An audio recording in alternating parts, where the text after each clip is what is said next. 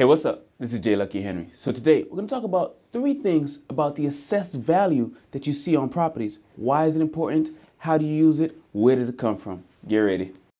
This is J. Lucky Henry, Keller Williams agent in the greater Boston area, and I want to help everyone get real. R-E-A-L. Real estate explained amazingly by Lucky in 90 seconds, give or take. Welcome back. It's J. Lucky Henry. So today we're talking about 3 things about the assessed value that you see on properties. Now, to be clear, this is not the same as market value or list price or anything like that. For definitions, those definitions, check this video out right here. However, the assessed value, why is it important? Because it's how much taxes you're going to have to pay on the property. So this is super important because if you're going to buy a property, those taxes are going to be most likely baked into your closing cost, right? Especially when you're financing. So how much are you paying? How much does the city, the town, the neighborhood, the municipality you live in determined? How much have they determined that that property is now worth? So that's why it's important, because you're going to be paying this on an annual basis, right? So what is this money used for? The taxes that are collected from all the properties in the area are used for things like schools, roads, etc. For more information on what they're used on, go to the local municipality and ask, get involved, figure out what they're using it for, and run for office perhaps yourself if you think that, hey, I want my taxes to be used for XYZ rather than ABC. So that's what they are, why they're important, what they're used for. Now, where do they come from?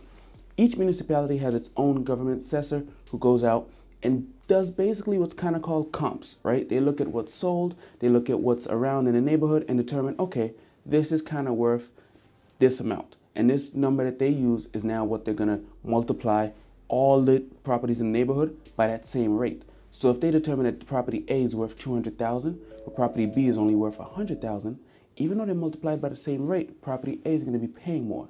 Now, does that mean property A actually is more expensive? Perhaps, because sometimes, like we said, when people are buying, list value, market value, etc., can often differ than the assessed value. Someone might find more value in the property valued at $100,000 by the tax assessor than they do in the property valued at $200,000. So you might see them pay more for the property that's assessed at $100,000. They might be willing to go well over asking price for that one because of the way it's zoned, what it's next to, or the sentimental value that they've attached to it. And therefore, the property that's assessed at $200,000, the more expensive property, it sells for maybe less than that. See why it's important to not get them confused? Definitely different metrics of valuing how valuable a property is, but it's all about who is valuing the property. Is it the government or the potential buyer? Because only one of them is going to buy it. So that's been real. It's been 90. Gotta go. We'll be back tomorrow with another video. This is J. Lucky Henry, and I'm here to keep it real with you.